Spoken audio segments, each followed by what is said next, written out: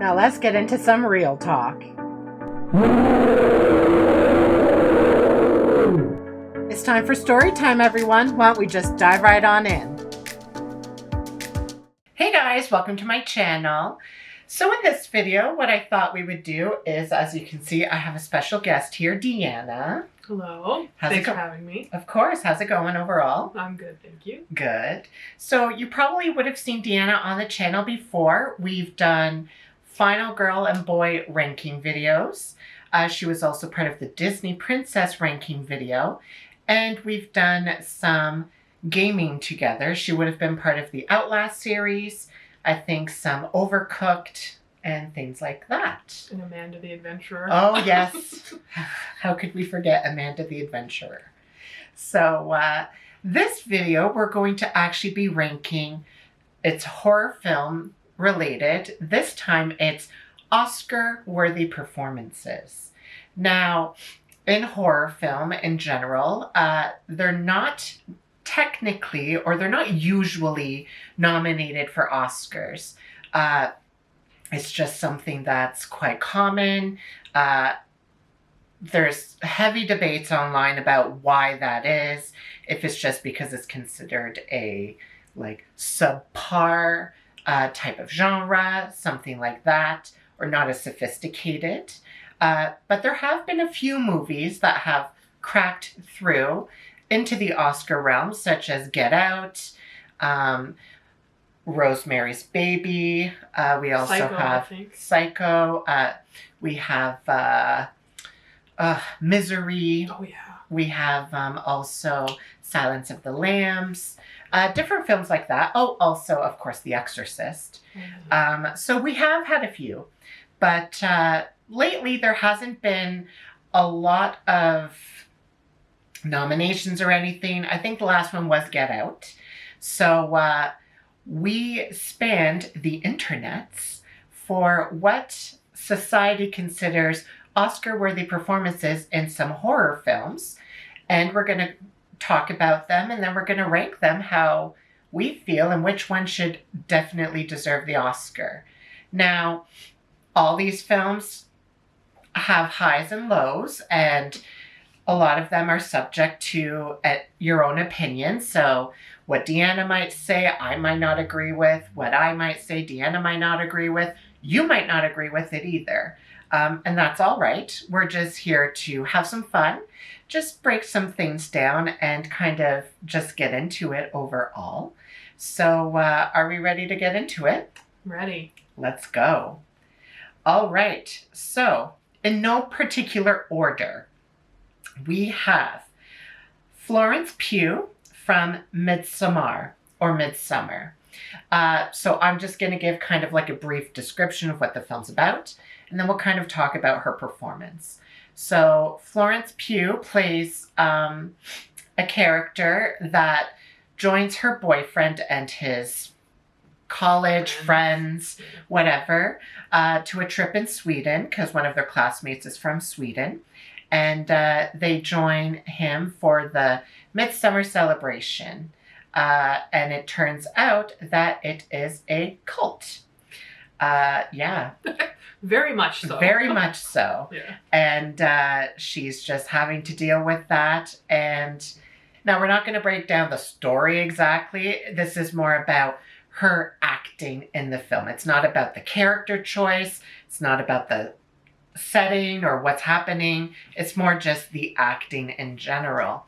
So Deanna, first thoughts about it? Yeah, Florence Pugh is an incredible actor to start with, so it doesn't shock me that she was phenomenal in this particular movie. The premise, for anybody who hasn't seen it, is a lot.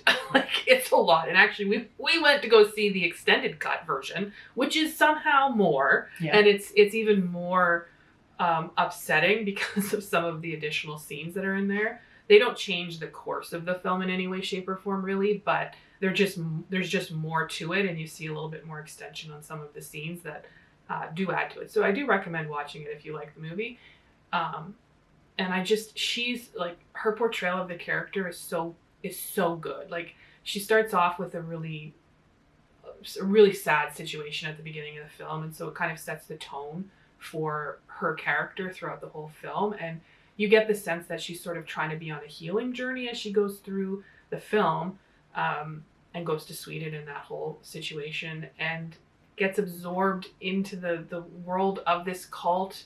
But you believe that she could because of everything that had happened to her, and like so everything makes sense. Like in the film, everything makes sense in the way that the character behaves and the way she's portrayed. You believe it. Like she's really really good in this, and it truly she could have been nominated for an Oscar and should have been, honestly. Yeah, no, I would agree with everything Deanna has said.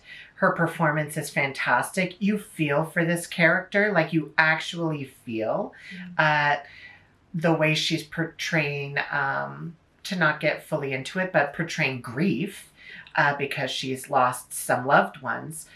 It's just heart-wrenching, and you can feel that pain that she's going through. Acted quite well in it, and I would agree it was definitely an Oscar-worthy performance. Yeah.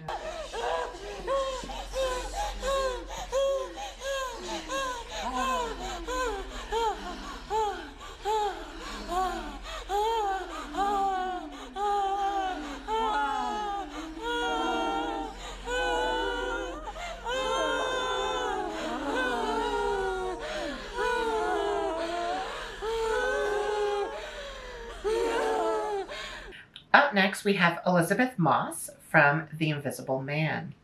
So, The Invisible Man, this film is not a remake, kind of a remake of the original Invisible Man story, I think from the 40s. 30s? Yeah, the original movie I think was the 30s, and it was a book. Yes.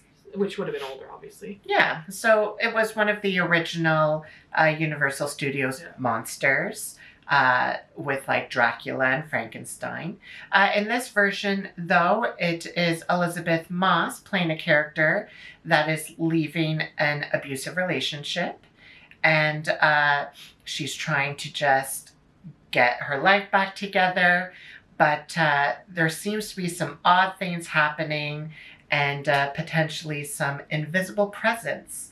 I'll kind of delve into this one a bit more. So with Elizabeth Moss, I'd say her performance was quite good. It was quite believable. You felt for her, and they do a good job, and she does a great job of making you second guess yourself. Is there actually someone there? Is she just kind of unraveling? We have no clue.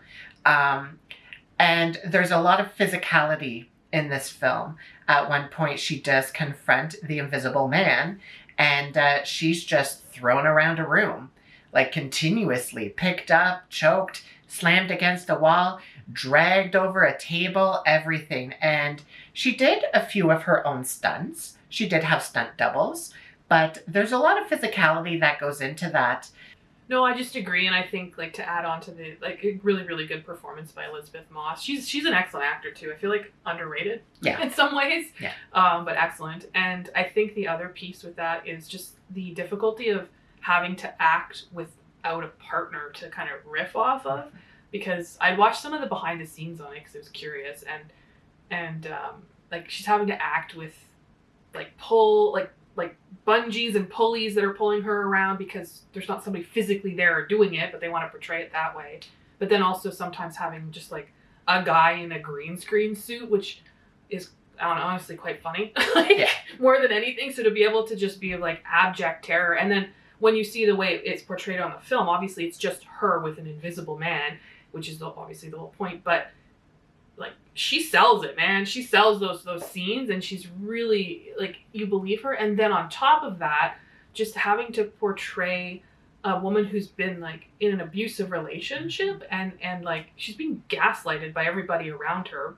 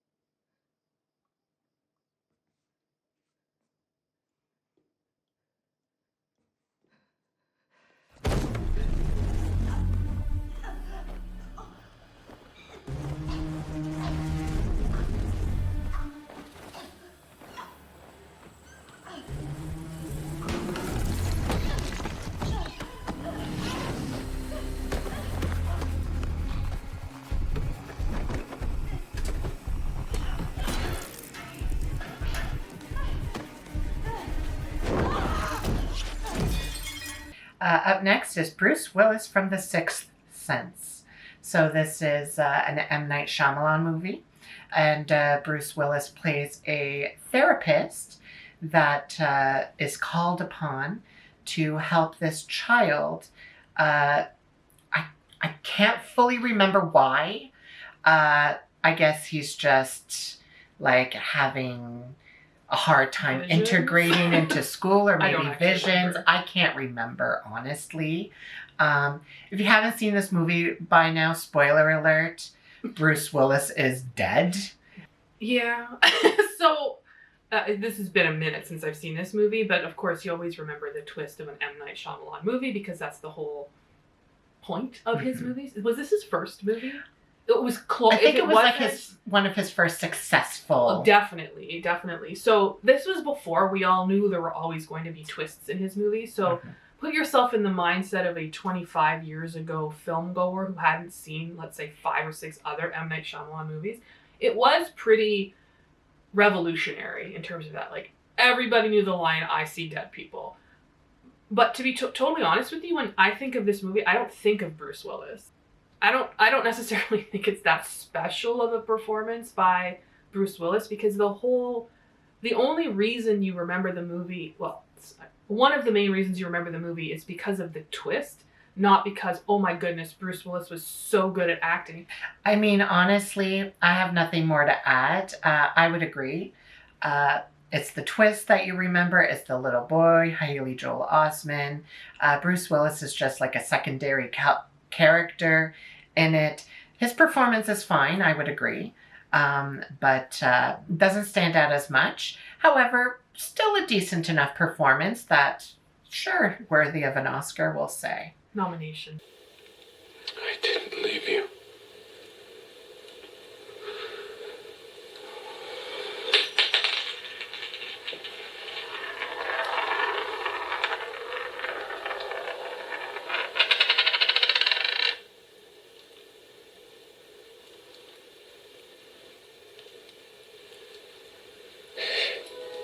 I see people.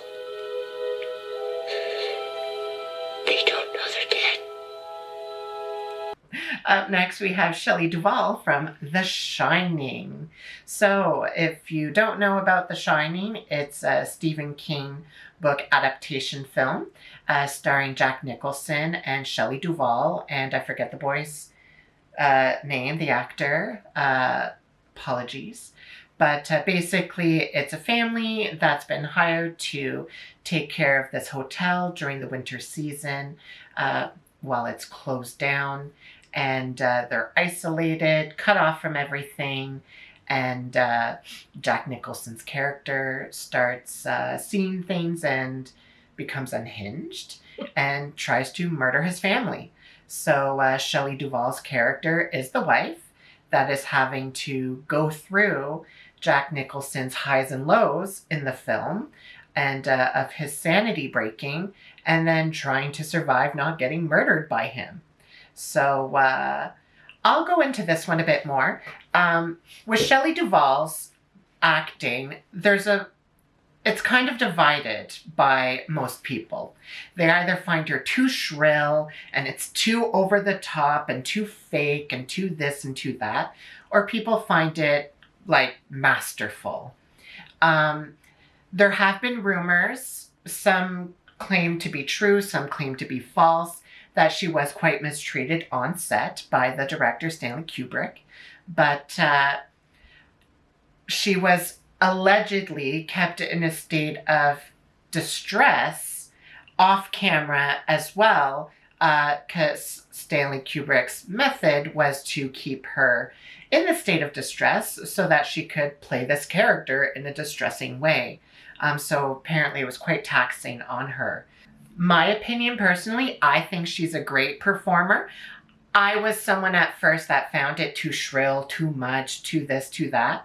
But the more I've seen it and the more I've done some research about it, I think she actually does quite a good job of at least meeting Jack Nicholson's acting in it. He comes off as this crazy person. We all know here's Johnny, but she keeps it up high enough. I think I fall into the category of like the too shrill, too much.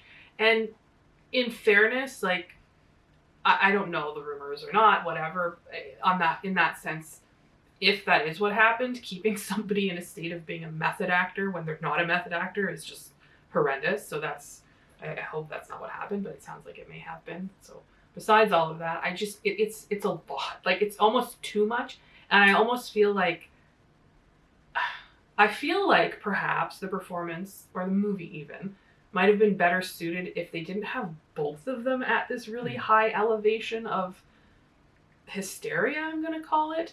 And Jack Nicholson's character kind of needed to have that because of what was going on with him. And I don't know, like, it's too much for me. So I understand where I know she's often cited as like that particular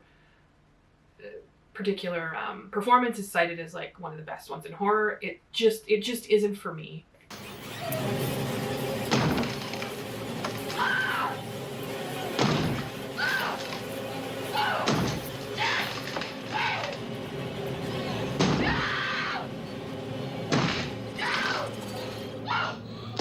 Moving on, we now have Emily Blunt from A Quiet Place. Now, this movie is about a family that lives on this farm post-alien invasion. Now, these aliens in particular are only able to pick up on sound. And when they hear any form of sound, they go and attack wherever that's coming from. So this family is having to live in complete silence, hence why it's called A Quiet Place. And Emily Blunt plays the mother in the film, and she is pregnant and needs to get that baby out of her. So she's having to raise her family in this way. She's lost a child in the film previously to the aliens.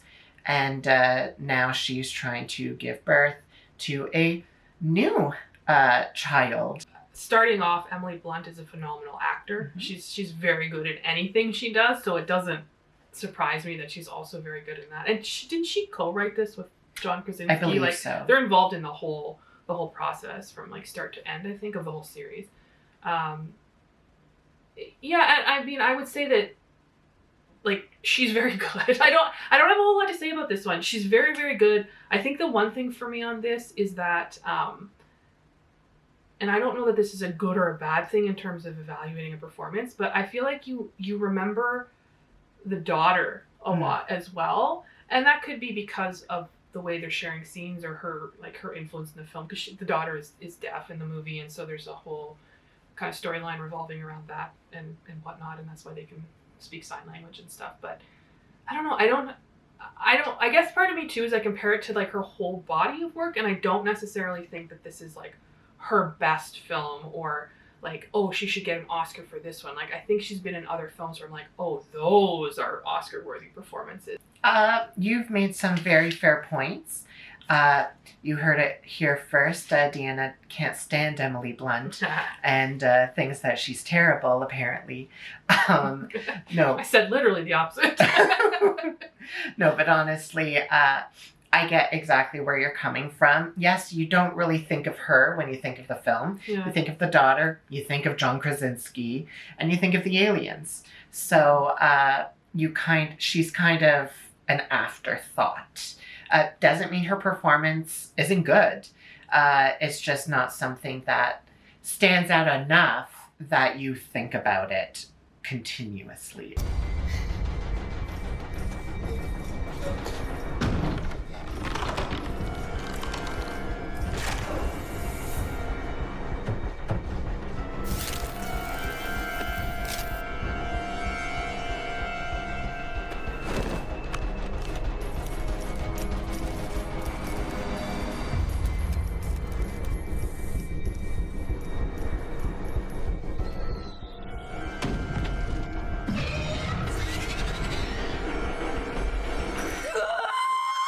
Up next is Betty Gabriel from from Get Out. So Get Out is a Jordan Peele film.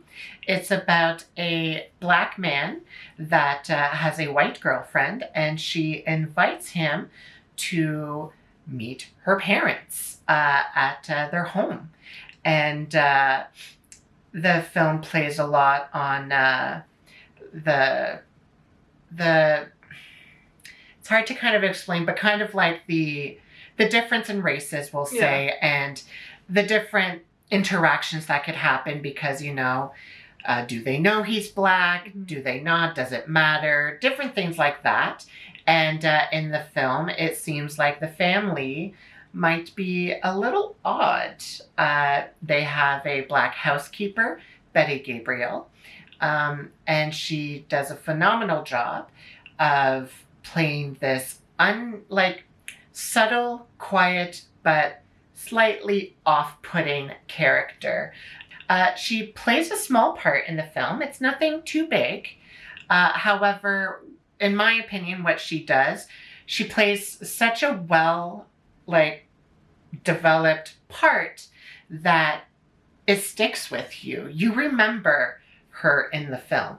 And you might not think of her the whole time, but she does such a good job of making you feel awkward and uneasy. Yeah, I agree. If you haven't seen the film, I don't think we want to really talk about everything from start to finish in terms of spoilers on that one. Watch it. It's very good. I think, again, thinking about sort of the Oscar type of thing, she very well and probably should have been nominated for Best Supporting Actress for this role. It was so fascinating, honestly, to watch her on screen and the scenes that she is in, and you remember every single one of them. Remember, she's in the window, and that whole scene, hair. And it's such a good scene. And then the one, with the tear. Anyway, she's mesmerizing when you see her in these scenes. She is so captivating when she's playing this character that you remember her. She's really, really cool in it. Oh, don't you worry about that. I can assure you, I don't answer to anyone. Right. All I know is sometimes, if there's too many white people, I get nervous,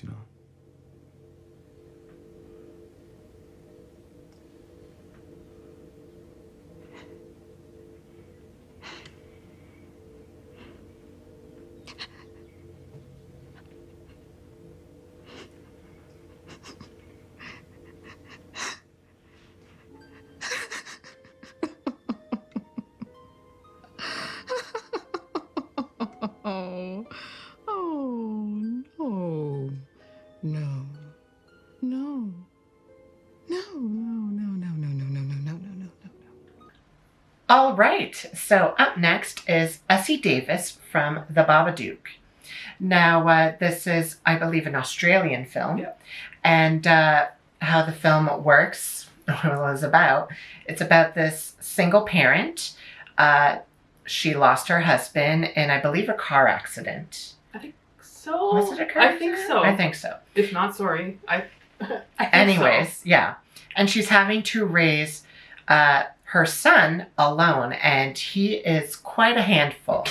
And basically the premise of the film is they come across this book called The Babadook, and it seems to be this terrifying entity that tries to enter your home, and it seems to be coming to life in their world that they live in. And we won't get into full details of what the Babadook might represent or what the creature, things like that. But I'll let you take the lead on this one. Sure. I would say it's similar. I don't know this actor other than in this particular film, so that doesn't give me a lot to work on in terms of her body of work. But I feel like it's almost similar to how I see the Emily Blunt character. They're very, very good. I would say that different from the Emily Blunt A Quiet Place is she carries the film a little more in her acting. And again, I'm going to say this a lot probably, well, for the good ones, but like a very nuanced performance, I feel like, from her, because she does go through a range of different emotions, and like she, like, you believe that she's a single mom dealing with grief, just trying to do her best for her kid, and then everything that's happening, she's also trying to make sense of it while trying to like still take care of her kid, who is so annoying in this movie. That kid sucks in this movie. I can't stand that child. He's awful. And like he's going through stuff too. He's obviously Q's acting. Like this is not a critique of the child himself as a human. The child actor's doing a great job. The actor or the acting job. Like he's doing what he's being told to do in this film and he's acting it beautifully, but man, he's annoying. So like you could feel her like just kind of unraveling, but then trying to make sense of everything. I think it's a really good performance. I think that yes. I would agree. Yeah. Nothing more really to add to that. I want to report someone stalking me and my child. Can you tell us what happened? Somebody sent me a children's book. And it contained violent and graphic images of my child and me being murdered. can we have a look at the book, please? I burnt it. You burnt it. Yes. Well, unfortunately, there's nothing we can do about it. He's been making phone calls to me as well. What's he been saying? Nothing, just making these noises. How do you know it's the same person? Because of what he wrote in the book. The book you burnt. So we're going to move on to Matthew Lillard from Scream. So this is the first installment of the Scream film. And the premise of this story is there seems to be a serial killer that is targeting youths in a high school. And it seems like it might be related to Neve Campbell's character and people that are associated with her somehow. Won't get into full details. But Matthew Lillard's character, if you haven't seen it, he is one of the villains, we'll say, in the film. And his character is an interesting one. There's it's hard to kind of describe this one. Yeah. It's kind of like it's at a high and then it doesn't stop. It stays high for me personally. Like it goes up and then it doesn't like have ups and downs and what's the word? Range. Sure. Range. Doesn't have range. Not saying that Matthew Lillard doesn't have range. I'm saying this character doesn't. It's just at an all-time high, and it's a lot. For me, he does a great job of it, though, and he plays the character quite well. He has some funny moments in it where I don't even think it was intentionally him trying to be funny. But that's my personal opinion of this character. Great job, though, in my opinion. Deanna? Yeah, so this movie came out in the mid-90s, so I was a teenager when it came out. So this is like very much like, I think we talked about this in the Final Girl movie, but this would have been like almost my entry into horror to some degree, this particular movie. And at the time, Matthew Lillard was very known more for his like comedy, his teen type of movies. This is a teen movie too, but not horror at all. I don't even think he would still be known for that. Like you picture him as like now, Scooby-Doo and like kind of these kind of goofier characters, and I think that's where he's comfortable. And so I think part of this again is like the twist of him being the villain. But I will say that the scene where that is unveiled and uncovered, it sticks with you. It's really, really well acted, and it's one of those ones in terms of like movie memory that does stick with me anyway. Hello? Oh, Stu. What's your motive? Billy's got one. The police are on their way. What are you gonna tell them? Peer pressure. I'm far too sensitive. I'm gonna rip you up, you bitch! Just like your fucking mother! You gotta find me first, you pansy-ass mama's boy! Fuck! Fucking hit me with the phone, dick! Fucker, where are you? You fuck! Did you really call the police? You bet your sorry ass I did.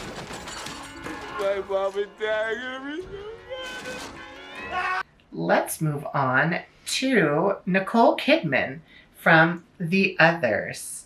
So, The Others, without getting fully into it, Nicole Kidman plays a mother that has 2 children that are allergic to the sun and sunlight. So, they are living in the 40s or 50s? 40s, I think. 40s, roughly around that time period, in this beautiful estate.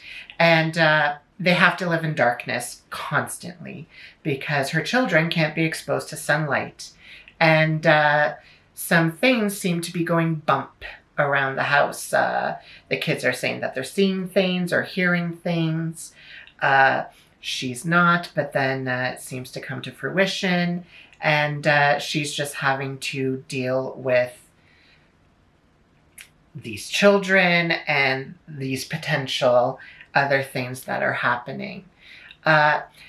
This one is kind of similar to me, like portrayal-wise, like The Babadook, S.C. Davis, in the sense of it's like a single parent having to raise a child or children, but they both come from different extremes, where The Babadook's mother is kind of more trying to do her best, is distraught, is trying to go through grief and things like that. Nicole Kidman's character is a lot more stern and is more just by the book, raising the children. She has like a housekeeper and stuff like that. So they are to learn like the Bible. They are to eat at this time. They are to study then. And it's very rigid and kind of cold. You don't really feel like her love and care for her children, I find, throughout most of the movie. She does a fantastic job of playing this kind of matronly woman that runs like a tight ship. So I'll start by saying it's been a long time since I've seen this movie, and I don't really remember it that much, which probably isn't good if I'm thinking about like how an acting performance was, let's say. And I will also premise this with, I don't think this is that controversial, but I don't particularly think Nicole Kidman is a great actor. And that again is just me. Like I've seen her in some stuff that she's very good in, but she's not one of those actors that I'm drawn to. And again, this is very personal in some ways, right? Like there's certain actors or actresses that I'm like, oh, anything they're in I'm gonna love because they're phenomenal. She is not that for me. I'm not gonna avoid a Nicole Kidman movie, but it's not something I'm gonna go out of my way to go see. Anyway, all that to say is I do remember seeing the movie and I don't remember loving it. It's very well liked, I get that, but there's something about it that didn't click for me. So overall, I don't have a lot to say, but I didn't love it, I guess.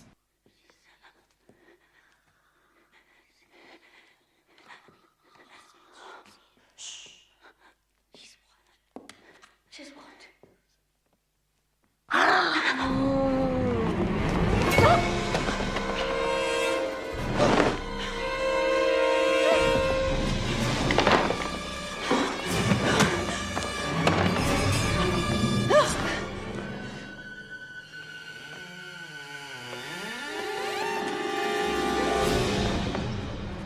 Moving on. We've now got Toni Collette from Hereditary. So this film is about a family who Toni Collette plays the mother of this family, 2 children and a husband. For long. Spoiler. And if you haven't seen Hereditary and you don't know what I'm talking about, like I feel like that has been in the world for so long, like the zeitgeist. Everybody knows that scene. Anyways, so in this film, Toni Collette's mother passes, and the family is trying to deal with that loss, and they're all dealing with it in their own way. Some people were closer to the grandmother or the mother than others, but then a child also passes. Tragedy strikes. Tragedy strikes again, and another child passes. unfortunately, due to the fault of the other child. Not intentionally, it was all an accident, and you find out later in the film it was actually set up for that to happen intentionally by powers that be.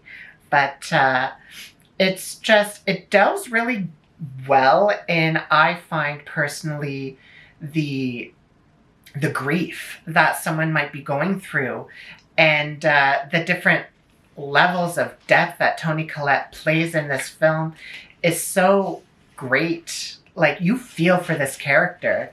I mean, at first, when her mother passes, who she wasn't really close to, she asks her husband, should I be sadder than this? Because she's not sad, but then when she loses her own child, she's like beside herself. She can't even like stand, and like you feel that pain, and it is immense. Deanna.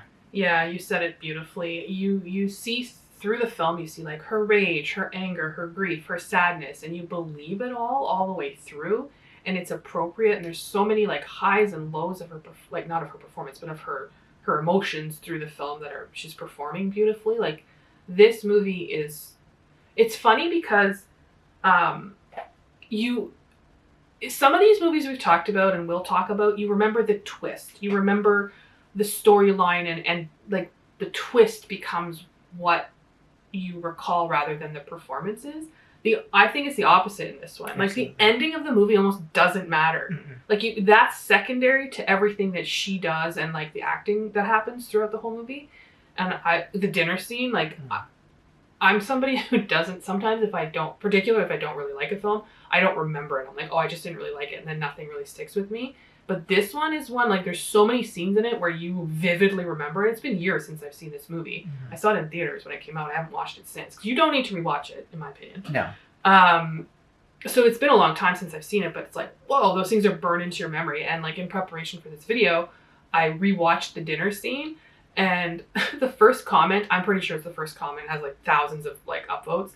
It's like, it says something to the effect of, it's a crime that Toni Collette didn't get an Oscar nomination for this movie. And 100%, like, a thumbs up to that performance and thumbs up to that comment. Sneer at you? I don't ever sneer at you. Oh, sweetie, you don't have to. You get your point across. Okay, so fine, then say what you want to say then. Peter. I don't want to say anything. I've tried saying Okay, so try again. Release yourself. Oh, release you mean? Yeah, fine, release me. Just say it. Just fucking say it. Don't you swear at me, you little shit! Don't you ever raise your voice at me! I am your mother! Do you understand?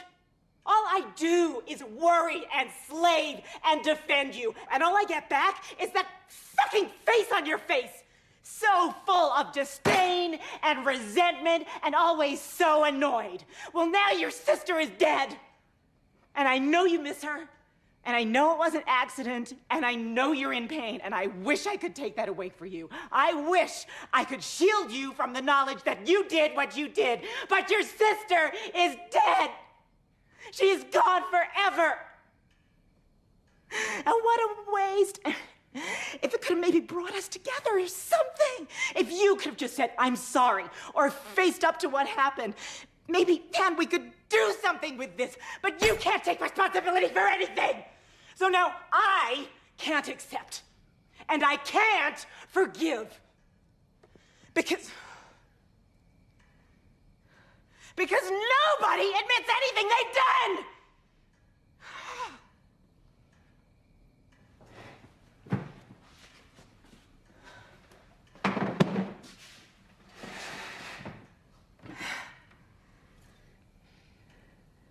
All right, moving on is Lupita Nyong'o from Us.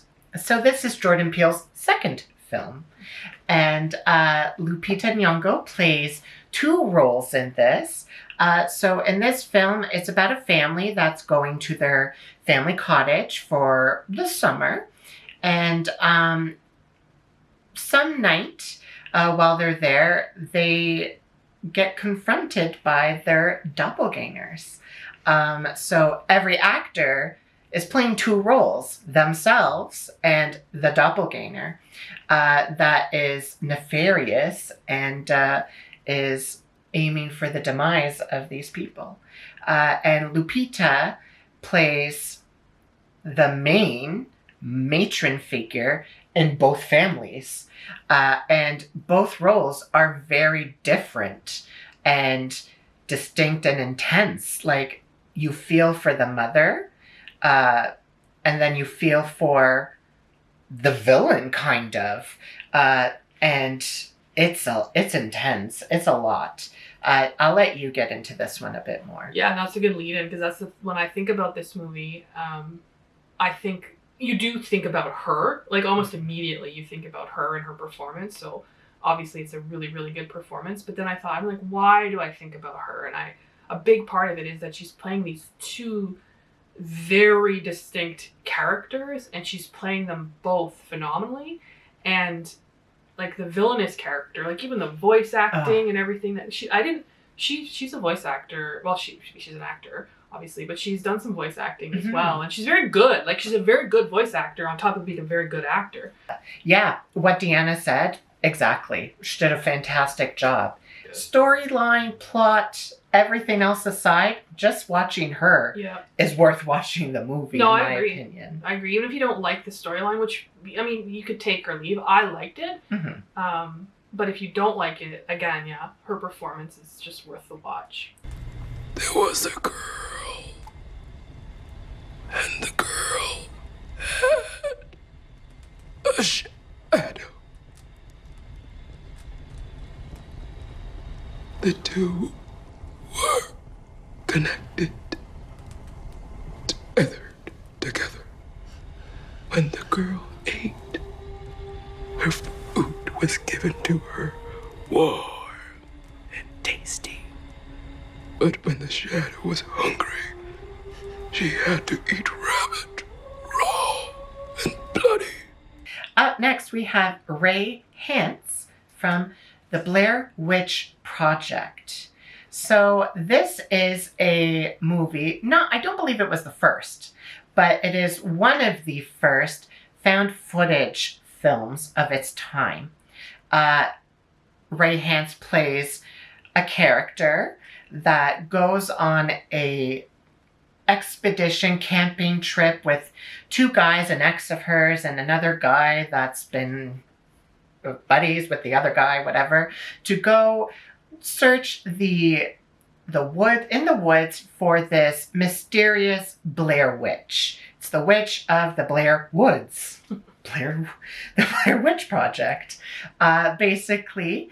And they start getting lost. They lose their way. They can't get back to their car. They're just trapped in these woods. Things are happening. Some people go missing in the film, and they were literally just sent out into the woods to film, and just received little packages, I think, giving them slight direction. So they just took it and ran with it. I personally like her performance. It's one of those where she kind of gets a bit shrill and she's kind of annoying, and you're kind of like, you're doing stupid things. Why are you doing this? Or why are you letting these two other men gaslight you? Or whatever it might be. But I find her performance very believable. Yeah. So this movie, I was around as a teenager when this movie came out. And I remember all the hype about it. I remember, like, there was news articles about it. Like, it really was part of pop culture, like, of that era. And I don't know if it was the first found footage film out there, but it certainly is one of the most well-known. And it was one of the earlier ones that became very, very popular in movie-going history, I'll say. I feel similarly to the way I feel about kind of the Shelley Duvall performance, where it's so over the top that it is a bit much for me personally. I don't necessarily think that that's the fault of the actor or anybody else. I think that they all did what they were supposed to be doing, but it was too much for me. I am so sorry for everything that has happened. Because in spite of what Mike says now, it is my fault. All right, up next we have Mia Farrow from Rosemary's Baby. So this film, Mia Farrow plays a new wife to an actor or a wannabe actor. Oh, I was like, obviously, but you're right. No, the character is an actor. I was like, is okay. trying to become an actor. Yeah, no, she's playing with, her husband's an actor as well. Did you know that? Like, why are you saying that? Anyways, and they move into this new building, and the neighbors are quite odd, and they're trying to have a baby, and she gets pregnant, and she's having a baby, and some nefarious things may have been co-opted so that the baby might be the offspring of the devil. You know, that's how it goes. And her husband may have had a part in all of this happening so that he could become a successful actor in the film. So Mia Farrow's character, I would say her performance is very good. It's very believable. It's a disturbing film. Yeah. It touches on some disturbing subject matter, in my opinion. Mm-hmm. And what we remember her mostly probably in the film is the bob. It's that bob, it's her haircut. Oh, the pixie cut. The pixie cut. Yeah. The classic Mia Farrow pixie cut in the film. That's kind of what you remember mostly in the film is her pixie cut, in my opinion. But she does such a fantastic job. That ending sticks with you. It's disturbing. The soundtrack helps too. Yeah. And we won't get into the director and the director's indiscretions and stuff like that. But I don't think that's a hot take. Roman Polanski sucks. Yeah. Let's be real. Yeah. But Mia Farrow does a fantastic job, in my opinion. Deanna. Yeah, I agree. I don't have a whole lot to add. I think... Oh, who am I thinking of now? Oh, I find, not that it's the same type of movie or performance, but it's similar to the Elizabeth Moss Invisible Man, where she's kind of being gaslighted. Again, I that word is used so often, but really she is, and so is Elizabeth Moss in her movie. I think, like, really heavy subject matter, and at the time, I also wonder how it was sort of viewed, and like the psychological horror of it, and honestly, like her transformation through the movie physically, like her physicality and the physical transformation through the movie from the beginning, where she's sort of like this, like, almost like optimistic, light and airy, and then she changes, she gets her hair cut, and she really gets quite, like, she looks awful by the end of the movie. And I mean, she's beautiful, I don't mean that, but she looks very, like, pale and almost gaunt. Like, it's like you see the wear and tear of the character through those months of the film, because it takes place over about 9 months. That's how that works. Really? Yeah, give or take. Oh. And some of the scenes are very difficult to watch, and she acts really beautifully in them. So I think, I really do think it's an iconic performance.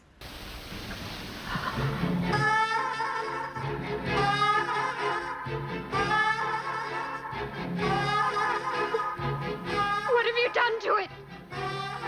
What have you done to its eyes? He has his father's eyes.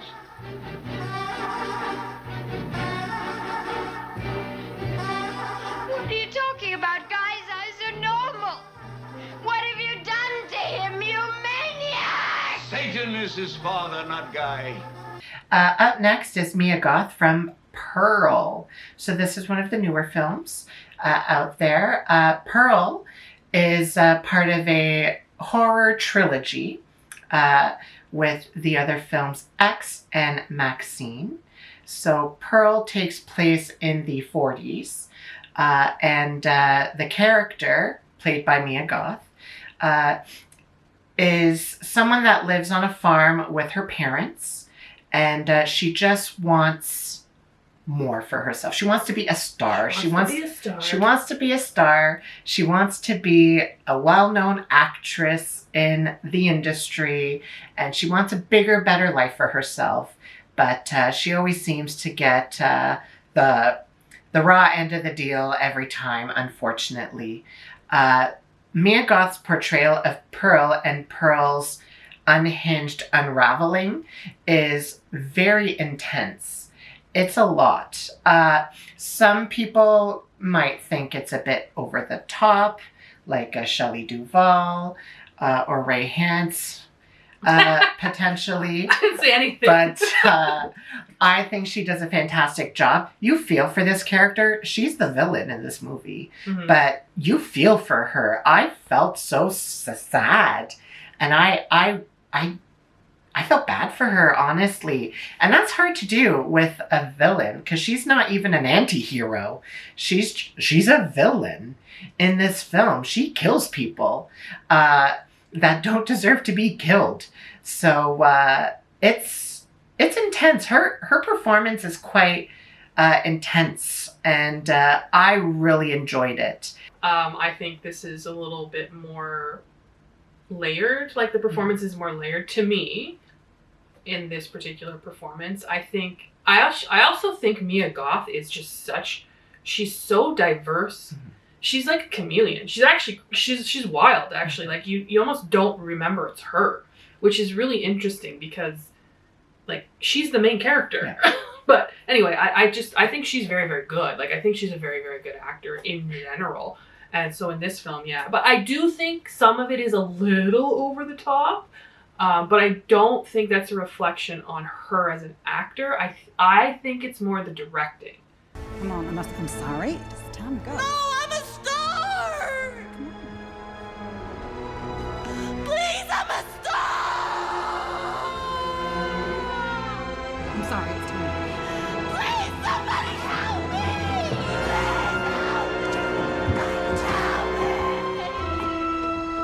Up next, we have Anthony Perkins from Psycho.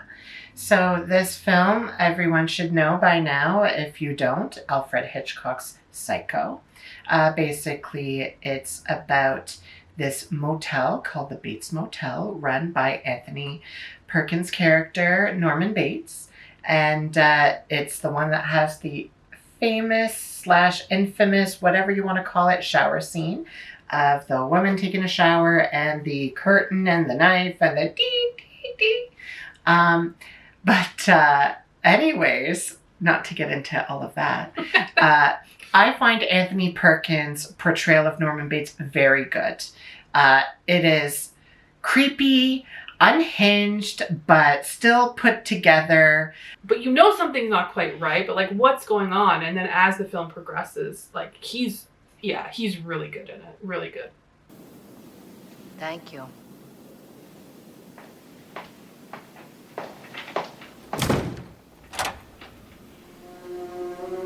It's sad when a mother has to speak the words that condemn her own son. But I couldn't allow them to believe that I would commit murder.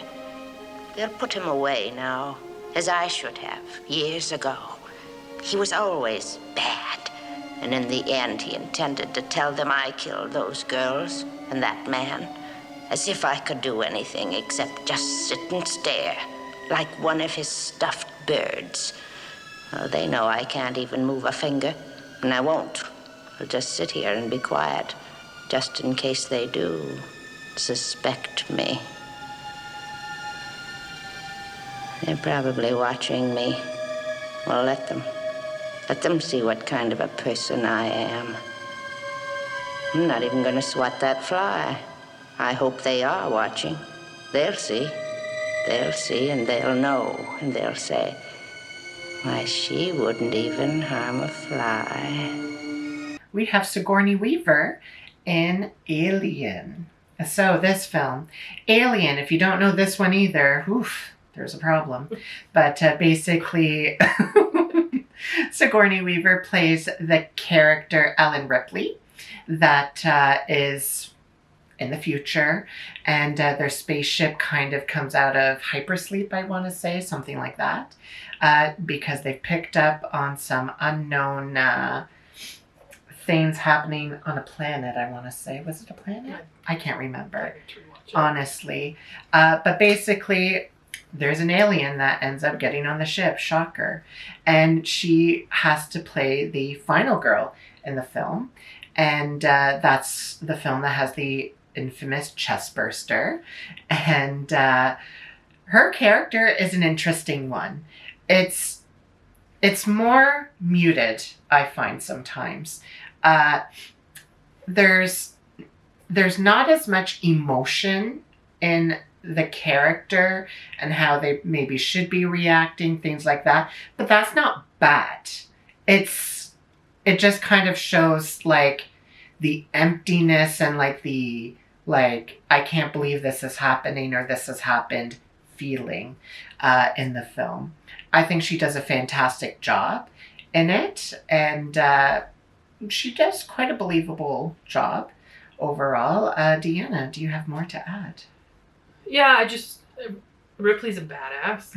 And she was like, I love her as sort of like in that final go ranking. I had her top 3, I think for sure. So I love the character, and I really love Sigourney Weaver, and I think she's perfectly cast for the role. But I do agree. And you asked me, you're like, oh, should we include it? I'm like, yeah, absolutely. And then when I started ranking, I went, oh, maybe we shouldn't have included it. Because it's in a completely different realm. Even though it is very much a space horror, like it very much falls in that category. It's hard to compare. And again, like going back to the whole point of is it an Oscar-worthy performance? I don't know about that. Cargo and ship destroyed. I should reach the frontier in about 6 weeks. With a little luck, the network will pick me up. This is Ripley, last survivor of the Nostromo. Signing off. Up next is Naomi Scott from a new film that's come out this year, actually, Smile 2. So if you haven't seen the first movie, Smile is about this entity, we'll say, that virus, whatever you want to call it, that jumps from person to person.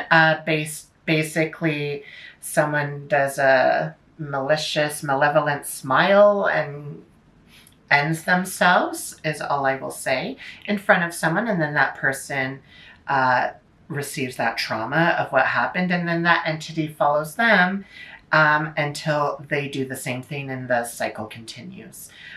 So in this sequel, actually, Naomi Scott plays a pop star, Sky Riley, that happens to witness the trauma of what happens, and is now having to deal with surviving and defeating this entity.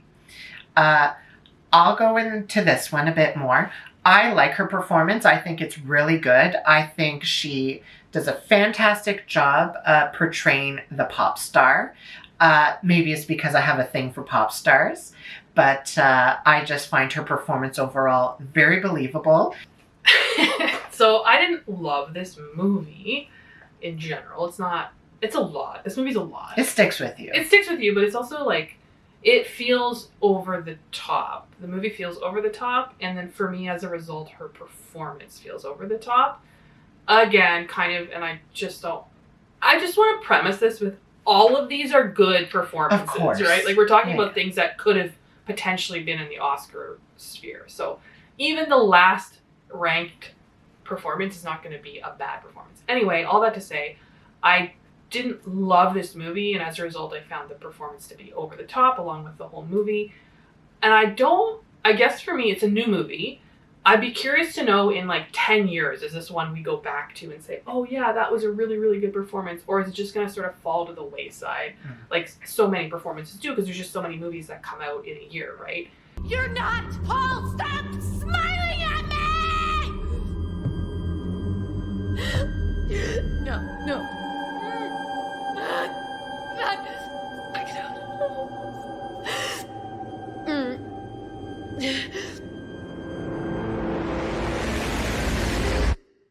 All right, 3 more to go. Up next, we have Sophie Wilde from Talk to Me.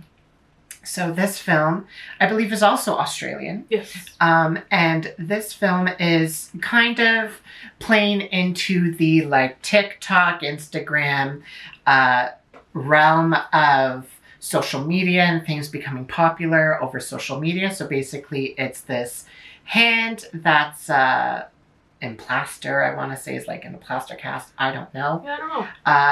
But basically what happens is the character goes to this party and you interact with the hand and you see spirit, and then the spirit will possess you for a certain amount of time, and then that's that. Yeah. Don't you have to let it go? You have to let it go before like 90 seconds. Yeah, something like that. And surprise, surprise, she does not. So she does. Movie ends. She does. The end. Everything's fine. Movie's 45 seconds. Yeah. You feel for this character, and you kind of feel bad for her. You wish she wasn't going through this. She's dealing with quite a lot in the film. I don't have a lot to add about this, unfortunately, and maybe that will be telling of my ranking. But Deanna? No, I feel the same way, and I think part of it is because it's like an ensemble cast, and it's very like, I'm an old millennial. This is very Gen Z. Like, this is a very Gen Z movie, which is totally fine. It's not necessary. I feel like it's not for me. Like, I don't mean it's not for me in the sense of my taste. I feel like it just wasn't intended for me to be the audience of it, which is totally fine. Which is, again, like, totally fine. It's not bad, and her performance is very good, but I feel like the whole cast makes it, and it's not like she is carrying. Yeah, like she's not the one. Again, she's good, but the whole cast is really good, actually. So I feel like it really was like a team effort type of movie.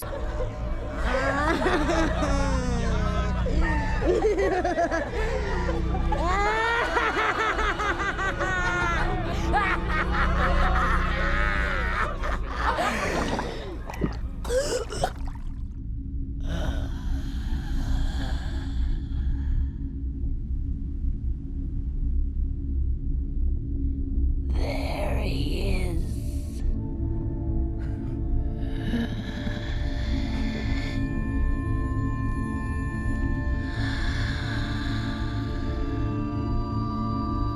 They like you. What? Up next, we have Anya Taylor-Joy from The Witch, or The Vavitch. So Anya Taylor-Joy plays Thomasin, a daughter of this New England, new to America town family. And they get ostracized from the village, so they have to move out and live off the land on their own. And they live by these woods that might have a vavitch. And very old-timey. They're having to speak in Old English. And it's all natural lighting in the film. So it's quite dark. And it's hard to understand some of the things that they're saying. But she does a fantastic job. You feel for her. I never once thought she was a vavitch. Myself personally, but she plays such a good job that you kind of second guess a bit. You're like, is she a vavitch or is she not? But I really like her performance in this, and this is one of her earlier breakout movies, if not her breakout movie, and she's very memorable in it. I feel like the film itself has sort of the shtick of being, you know, old-timey English, very true to the period, and that was the director's goal. He wanted it to be like that, and he pulls it off. It's really interesting that way. And then the language use is very obviously what it is. I will say that and this might be a hot take, I actually find the dad more memorable than her. Interesting. See, I find the brother more memorable. Oh, interesting. I find the dad is one of those performers where I watched, I'm like, whoa, like he's just, there's something about the way his performance is that I'm just, like, you're taken in by it so dramatically, and it almost pulls away from the other actors for me. But I really like her a lot. I think she's just an incredible actress to start with. And she certainly pulls her weight in this movie. There you are. Boo! Where are some? Where is that little man? Peep! Boo! There you are. Peep! Boo!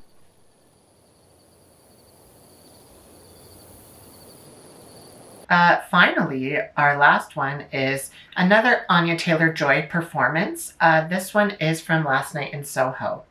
So in this film, Anya Taylor-Joy plays a character that is from the 60s. Mm-hmm. So the film premise basically is this college fashion student that has some like clairvoyance, supernatural abilities, where she can feel things and then bring herself into another world, things like that. And she comes across Anya Taylor-Joy's character in the film Sandy.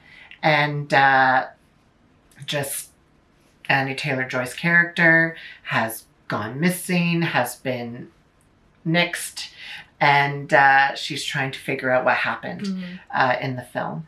But it was hard to pick between the lead actor and Anya Taylor-Joy, but I just find her performance stood out a bit more because she's having to portray this character from the 60s. She does such a fantastic job. She's singing in it, she's dancing in it, and overall, yeah, I really enjoyed her in the film personally. What about you? Yeah, spoiler for our rankings coming up, this one for me is higher than her other performance.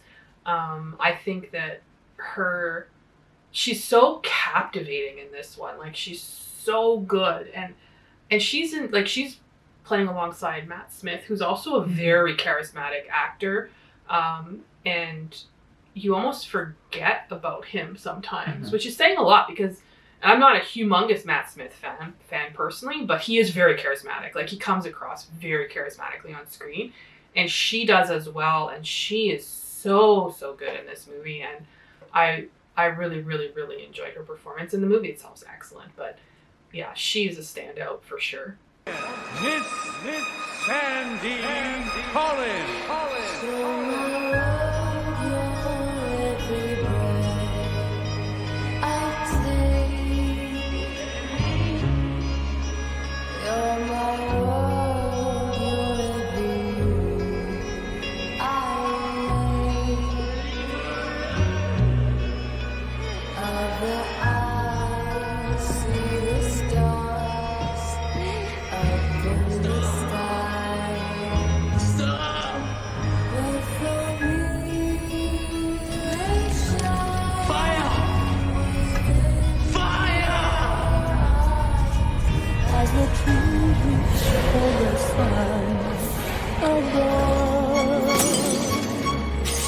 So my arms reach out to you for love. All right, so now is time to go through our rankings. So we're going to start from 20 to 1. And we're just going to both say who we chose and kind of just go from there. We actually don't know who each other has chosen in the rankings, so this will be interesting for both of us. So starting in 20th for me is Bruce Willis from The Sixth Sense. I have Ray Hance from Blair Witch Project. Ooh, interesting. Yeah. Interesting. I find Bruce Willis's performance not as good as that one, in my opinion. Well, they're close. Okay.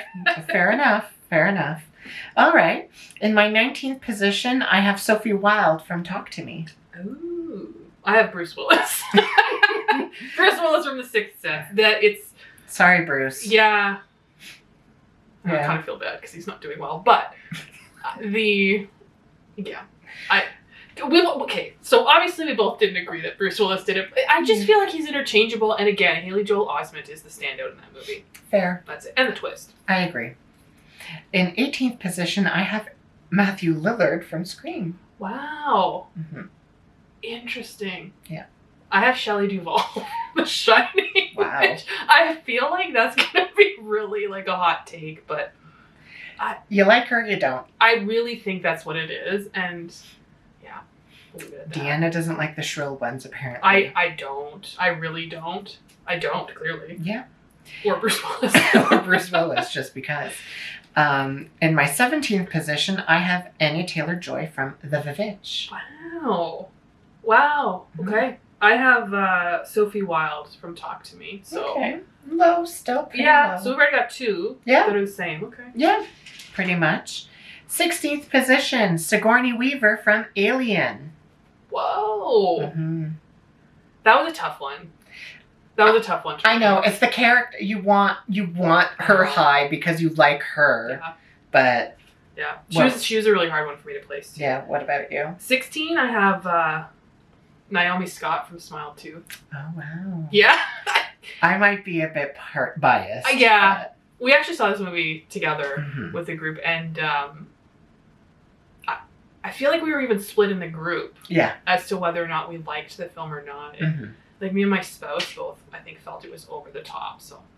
I would agree it was over the top, but I could overlook some things because of the performance, in my opinion. Fair enough. Deanna does not agree. In my 15th position, I have Ray Hance from the Blair Witch Project. Okay. Yeah, she wasn't high. Okay, so I feel like we're going to be, like, kind of all over the place, but mostly, like, quadrants sort of the same. Yeah. Well, maybe not with this one. So 15, for me, I have Nicole Kidman from The Others. Sorry. I mean, that's fine. That's fine. I know you're a Nicole Kidman hater, so... terrible. That's fine. She actually seems like... The funniest thing is she seems like such a nice person, actually. She does. She genuinely seems like a nice person who's just sort of living her life and doing her thing. Yeah. No, absolutely. Yeah. In my 14th position, Betty Gabriel from Get Out. Whoa! Mm-hmm. Okay, maybe not. We're not going to be anywhere near the same. Okie dokie. Mm-hmm. Why are you so low? Because her performance is really good.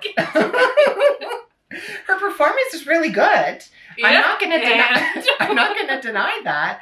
But she plays such a small role in the film altogether. Okay. That yes, her role and like her performance is fantastic, but some other people had to carry the whole film with them in it, where she just had a small part. It stood out, but some other people, they had to take it throughout the whole time. Yeah, but I guess I'm thinking of like Oscar and like, yeah, she may not have been Best Actress because she wasn't the main character. Yeah. But I could see her getting like Best Supporting Actress. Oh, sure.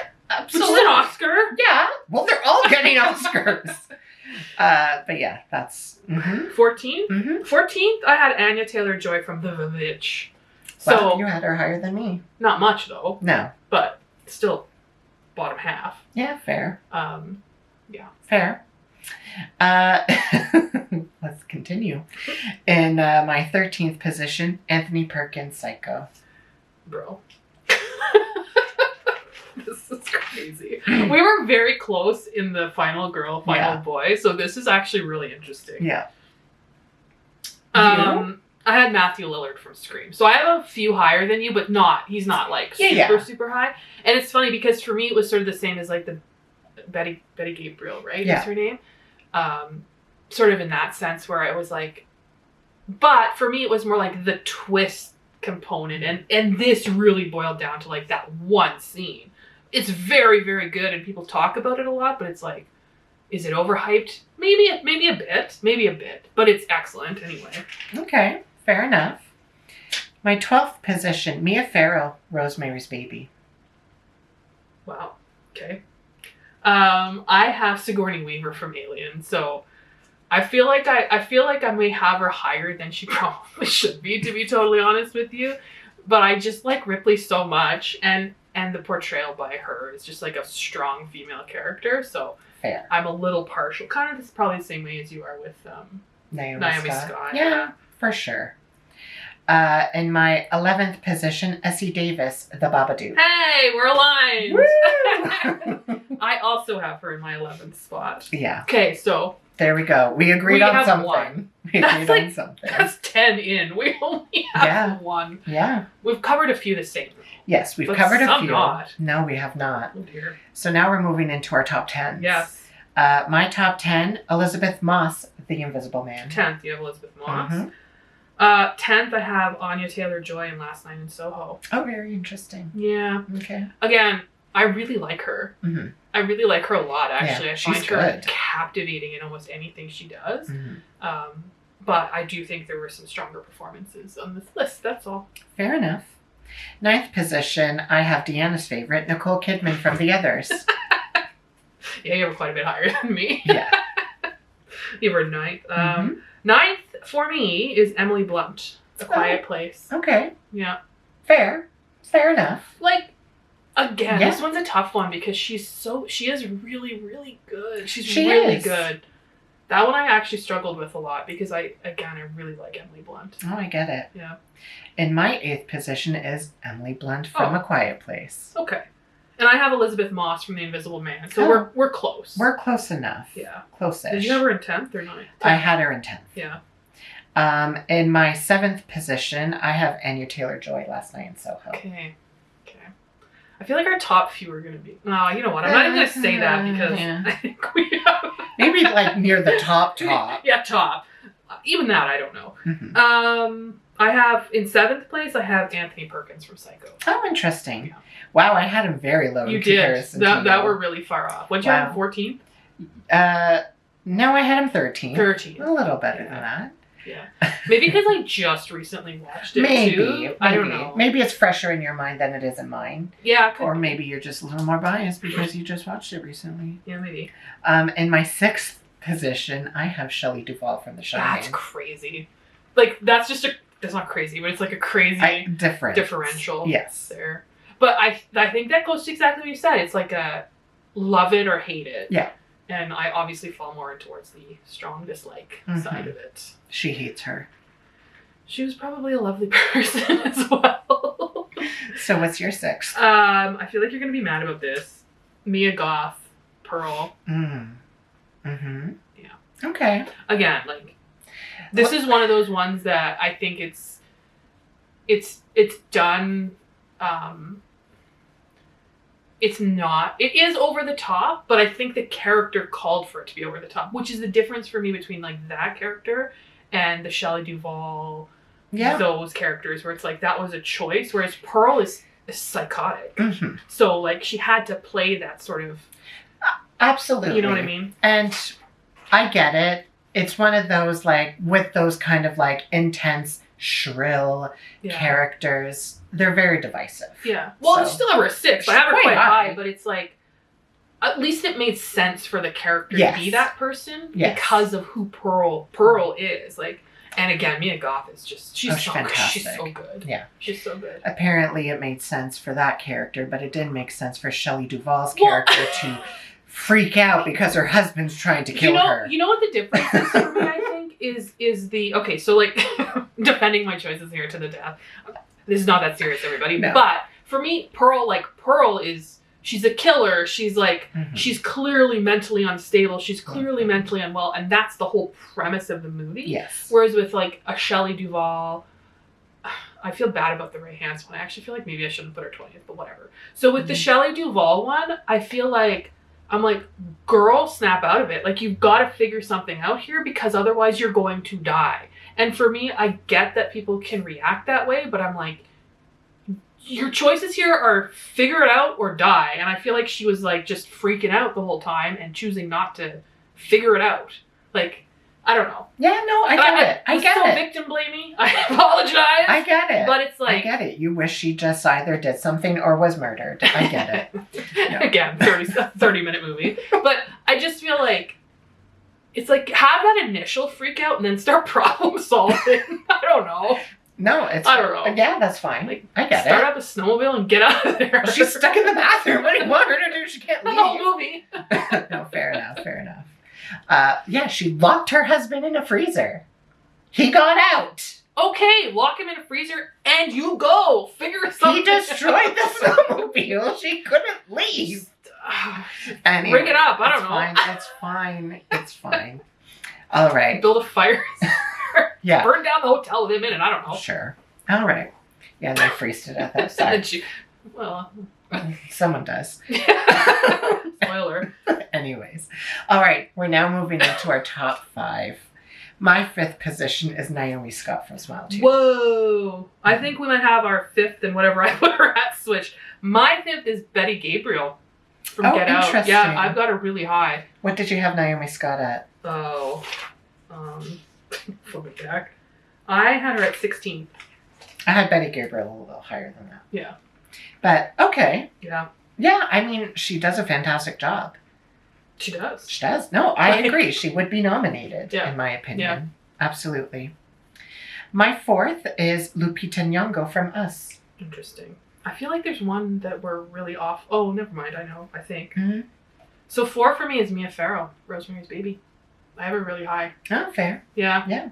I have her really high. Hey, she's good. She's good in that movie. Yeah. So now we're moving into our top 3. Mm-hmm. Number 3, Florence Pugh, Midsommar. Interesting. My number 3 is Lupita Nyong'o, Us. Okay. Yeah, we're getting closer. Yeah. I feel like that, well, not even our bottoms were that close. Well, some were. Number 2, for me, Mia Goth, Pearl. Okay. I liked her character, and I thought it was quite well done and believable, and I liked her shrillness. Deanna, your number 2?